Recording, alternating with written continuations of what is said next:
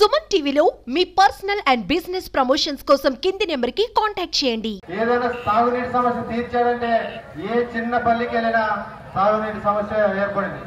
గత మా తెలుగుదేశం ప్రభుత్వంలో ఎక్కడ నీటి సమస్య అనేది లేదు. ఈ రోజు ఈ 5 సంవత్సరాలు ఈ ఎమ్మెల్యే గారు 15 సంవత్సరాల నుంచి గెలుస్తున్నాడు, కానీ అసలు సమస్యలంతా గాలి వదిలేసినాడు.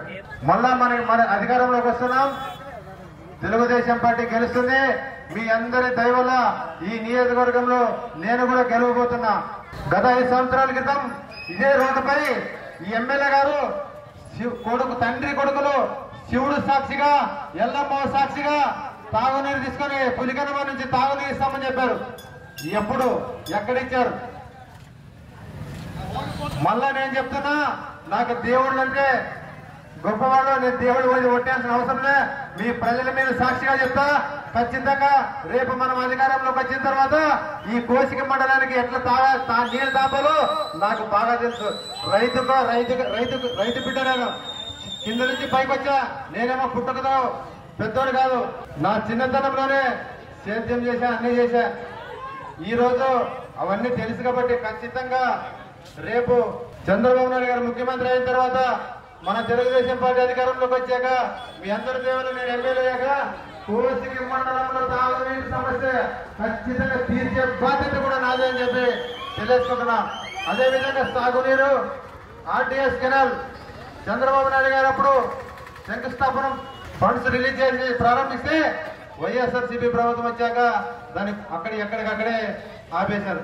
మళ్ళా మన చంద్రబాబు నాయుడు అధికారంలోకి వచ్చిన తర్వాత ఖచ్చితంగా ఆర్టీఎస్ కెనాల్ మొదలు పెట్టించి మొన్ననే కౌదళం మండలం వచ్చినప్పుడు బాబు గారు కూడా హామీ ఇచ్చిపోయారు.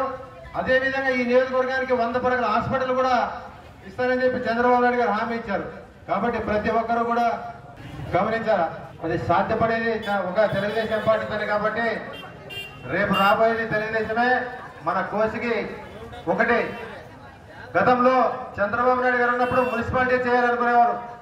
ఈ రోజు ఆ మున్సిపాలిటీని అనేది పేరే లేకుండా చేసి ఈ వైఎస్ఆర్సీపీ నాయకులు పబ్బం గడుపుకున్నారు. రేపు ఖచ్చితంగా చంద్రబాబు నాయుడు గారు ముఖ్యమంత్రి అయ్యాక కోసిక మండలాన్ని మున్సిపాలిటీగా చేసి కోసికి టౌన్ ని మున్సిపాలిటీ చేసే బాధ్యత కూడా మేము తీసుకుంటామని చెప్పి మీకు మాటిస్తున్నా. కాబట్టి ప్రతి ఒక్కరూ గమనించాల్సిన అవసరం చాలా ఉంది. నేను ఏదో దాచుకోవడానికి రాదా, ఈ నియోజకవర్గంలో బడుగు బలహీన వర్గాలు ఎస్సీ ఎస్టీ మైనారిటీలు ఎక్కువ ఉన్నారు అని గుర్తించి చంద్రబాబు నాయుడు గారు ఒక బీసీ అభ్యర్థి అయితే కరెక్ట్ అని చెప్పి ఈ రోజు నాకు టికెట్ ఇచ్చి మీ ముందుకు పంపడం జరిగింది. ఖచ్చితంగా రేపు 13వ తారీఖు ఎలక్షన్ లో ఓటు వేసే ముందు ఒక బీసీ బిడ్డ నా అన్న నా తమ్ముడని గమనిస్తే ఖచ్చితంగా ప్రతి కుటుంబంలో ఒక సభ్యుడిగా ఉండి సేవ చేస్తానని చెప్పి తెలియజేసుకుంటున్నా.